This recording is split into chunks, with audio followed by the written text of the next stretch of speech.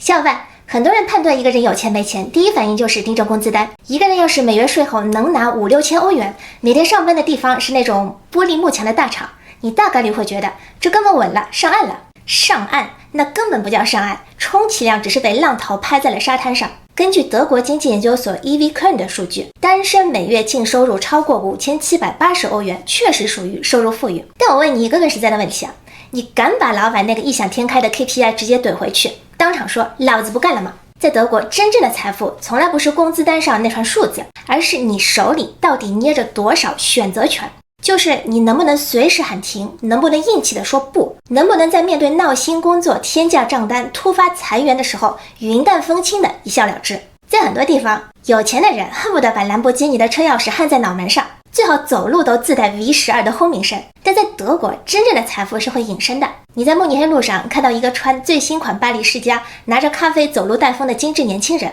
他可能只是个刚发了 bonus， 连首付都凑不够的码农。而那个穿着冲锋衣，在超市退屏机前为了几毛钱 font 慢悠悠排队的大叔，人家名下可能有好几栋收租的公寓楼、公司股份，甚至一整套你根本看不见的家族资产结构。你以为是大叔抠门，人家那叫我的财富不需要路人替我验收。因为在德国，工资是门面，资产才是定海神针。拿工资是你亲自下场，把精力、健康、青春切成一块一块，按小时卖出去。资产不一样，资产代表你在这整个经济系统里占了一个真正的席位，让房子、企业、金融市场替你接力跑。德国央行 Bundesbank 的数据非常直白，2025年底，德国私人家庭的金融资产达到了9504万亿欧元，仅2025年第4季度就增加了1480亿欧元，其中约700亿欧元纯粹来自估值收益。这700亿欧元是哪个打工人连夜爆肝敲代码敲出来的吗？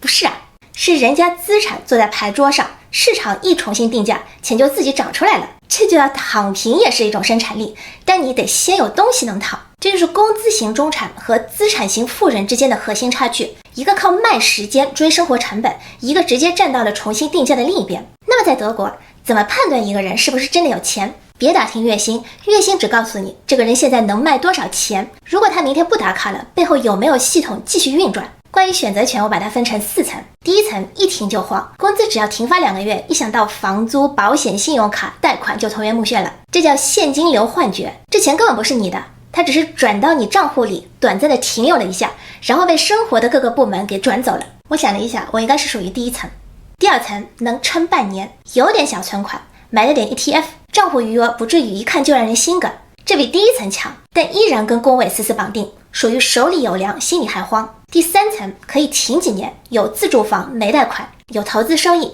这类人才刚刚摸到选择权这扇大门的门把手。第4层，顶配玩家，工作对他们来说不是为了付下个月账单，而是现实版 RPG， 可以继续上班，也可以退居幕后，可以创业，可以躺平，可以开会，也可以霸气的不回邮件。普通人上班是为了活下去，而真正有钱的人去上班，很多时候就是为了维持人设、管理资产，顺便给自己的人生剧情加点主线任务。对于失业这件事的反应，能把阶层差距看得一清二楚。普通中产被裁了，第一反应就是天塌了呀，赶紧熬夜改简历，疯狂联系 Arbeitsamt， 对猎头嘘寒问暖。不是他心理脆弱，是房租和贷款真的不会给你缓冲期呢。有资产托底的人失业了，那叫休整期，转头发一条去散散心的动态，然后消失半年去环游世界。同样是不上班，一个是家里断粮，一个是我需要重新找到人生的意义。人均哲学家就看口袋里装的是什么。德国联邦统计局的数据显示，德国有 52.8% 的人口在租房，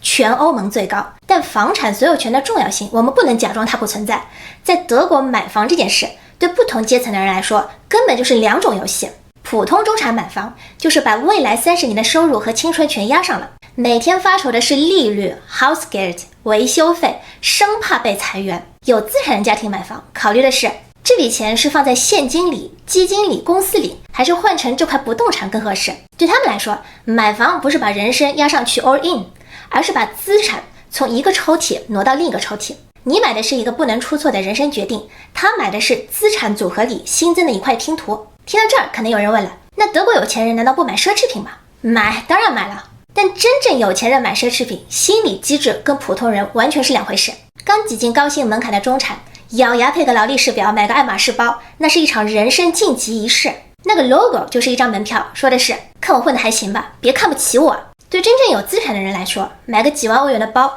就好像去超市买个日用品那么简单，可能只是颜色和今天的穿搭比较配。这笔钱在他的资产结构里轻到都听不见响声。真正的奢侈不是买得起，而是买完之后连价格都懒得记。有钱人最愿意花重金买的东西根本不摆在橱窗里，他们是隐形的，而且贵的没有标价。第一件隐形奢侈品，医疗入口。我们普通人在德国生个病得先去找 Hausarzt 拿一张 Überweisungsschein， 然后呢再去刷 Facharzt 的 Termin。 在德国专科医生那是你想约就能约的吗？很多公保患者等一个 Facharzt 的 Termin 动不动就是几周起步，你在这边难受的坐立不安，系统在那边冷冰冰的告诉你排队吧少年，你焦虑的整夜都睡不着觉，你的 Termin 还在2个月后的日历上慢悠悠的向你招手。而有钱人呢，人家直接开启了顶级氪金玩家的隐藏通道，私人诊所、自费 VIP 通道，还有那种听起来就贵得离谱的高端医疗管家服务，全都是人家的常规选项。有人帮他筛选医生、预约专家、整理病历、协调检查，把下一步康复怎么接都提前安排好。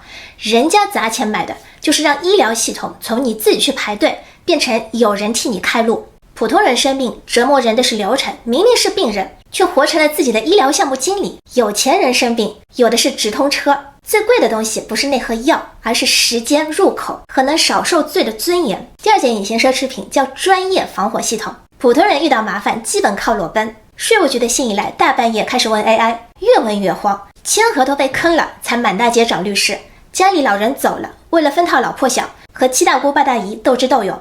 离婚要分家产，才发现当年什么婚前协议都没有签，和朋友合伙开公司，股权从一开始就乱成一锅粥。这就是普通人的操作系统，平时裸奔，等摔了才想起来找创可贴。但有钱人玩的不是这套，他们花大价钱买的是让无数个潜在的事故在发生之前就已经被一套极度专业的系统给拆解掉了。律师、税务顾问、投资专家、银行顾问、财富结构专家、公证人、家族企业顾问等等，这些人绝对不是等火烧连营了才拎着水桶冲进来救火的，人家的工作是每天盯着有没有火苗冒出来的可能性，说白了就是提前把所有的万一都堵死。这些专业人士如果长期被组织在一起，专门服务一个超高净值家庭，就会形成一种东西 Family Office 家族办公室。你看大银行是怎么伺候真家里有矿的人的，就能看懂这个世界底层的潜规则。Deutsche Bank 最近干了啥？人家扩展了专门面向超高净值客户的服务，把旗下那个老牌的 Deutsche Oppenheim Family Office AG 和一帮顶尖专家资源全都整合进来了。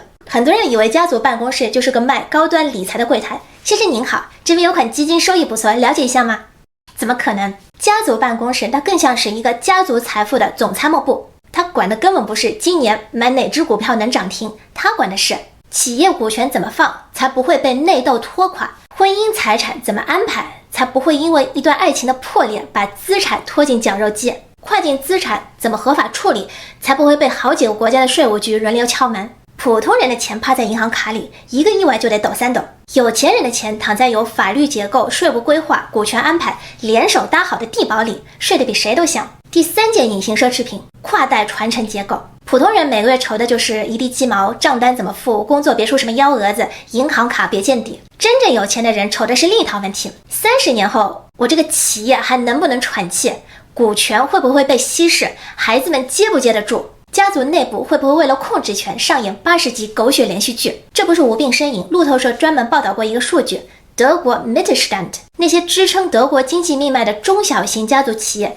正在经历史诗级的代际交接，超过一半的德国企业主年龄已经超过55岁。这帮人手里的财富不是躺在银行卡里的数字，它压在厂房里，嵌在机器里，锁在复杂的股权结构里，握在几十年积累的客户关系里。普通人攒的是死存款，有钱人传的是一套活系统，里面有公司股权、供应链、核心专利、管理团队，还有对下一代接班的精密设计。这就是为什么德国高净值家庭和家族企业会研究 Familienstiftung， 就是家族基金会。它不是用来建立慈善人设的，它是一个硬核的财富传承工具，把家族资产锁死在一个法律保险柜里。它防的不是世界末日，防的是比世界末日更常见的事，比如说下一代如果是个烂泥扶不上墙的废柴怎么办？兄弟之间为了多拿股份撕破脸怎么办？出了个超级败家子，把几代人的心血当游戏币用怎么办？它真正的价值在于让钱不再认主人，不管这代人多冲动多爱作，这笔财富就得按规矩走，不跟着人的情绪跑。普通人是用一代人的青春去拼命攒钱，而真正有钱的人是用几代人的智慧去死死守住自己的产业。第4件隐形奢侈品，下一代的入场券。普通人对教育的理解是这样的：好好学习，考个好大学，拿个体面文凭，找份大厂的稳定工作，人生就稳了。这个逻辑没错，但只说对了一半。学历是门票，但门票不等于座位。你拿着票满头大汗挤进场，发现好的位子早就被人占完了。更扎心的是，占位的那些人根本不是靠学历进来的，他们可能在12岁的时候就已经坐下了。在德国有那么一类寄宿学校，这种学校的学费你根本不用打听，因为会开口问价格的人本身就不是人家的目标客户。去那里读书的孩子，他同学里大概率会有企业继承人、政界后代、老钱家族的子女。等这帮孩子长大后，很有可能会散落在欧洲各行各业的核心位置。一个电话打过去，接电话的不是陌生人，而是当年一起住的室友、一起踢球的同学。这不是人脉，这是从少年时代就开始编织的信任网络。这种东西，你成年之后再去社交、再去拓展人脉，是补不回来的。再说运动，德国有钱人家的孩子学马术、学帆船、打高尔夫球，你以为是这些运动真的好玩到停不下来吗？这些运动烧钱，门槛高，参与者高度同质。换句话说，这是一个天然的社交筛选器，把不是一个圈子的人直接过滤掉。这些孩子从8岁开始在同一个马场练马，从10岁开始在同一条帆船上受训。这些孩子的父母也在同一个圈子里认识，顺带把2代人的社交网络连在了一起。普通人觉得这是兴趣班，有钱人知道这是社交基础设施。还有一种东西更隐蔽，叫学生联谊会和兄弟会，德语叫 Verbindung。这个东西在德国历史悠久，某些老牌 Verbindung 的成员名单，几代人都是同一家族的子弟，进去了你拿到的就不是一个社员证，而是跨越几十年的终身内推码。里面的工作机会、投资线报、大佬背书，从来不对外公开，也根本不需要公开。外人不是被拒之门外，而是你根本不知道门在哪儿。这就是有钱人砸在教育上的钱真正在买的东西，是让孩子在还没有开始卷的年纪就已经站在了和对的人同一个房间的资格。普通人以为教育是改变命运的杠杆，觉得自己拼命攒钱，孩子拼命刷题就能撬动阶层。但有钱人早就想明白了另一件事，与其在那儿费劲的找支点撬杠杆，还不如让孩子生下来就坐在杠杆的另一端。所以在德国到底怎样才算真正有钱，不是看你从老板指缝里拿到了多少欧元，而是当生活突然跟你翻脸的时候，你会不会被逼得走投无路。努力确实能让你维持体面，大幅减少阶层下坠的概率，但它不等于财富。真正能给你选择权的是资产、房产、企业、坚实的家庭托底、专业的风险系统和让财富跨代运转的结构。这些东西不是靠努力打卡就会自动长出来的。我是小雨，让我们一起做个清醒的局内人，下次见。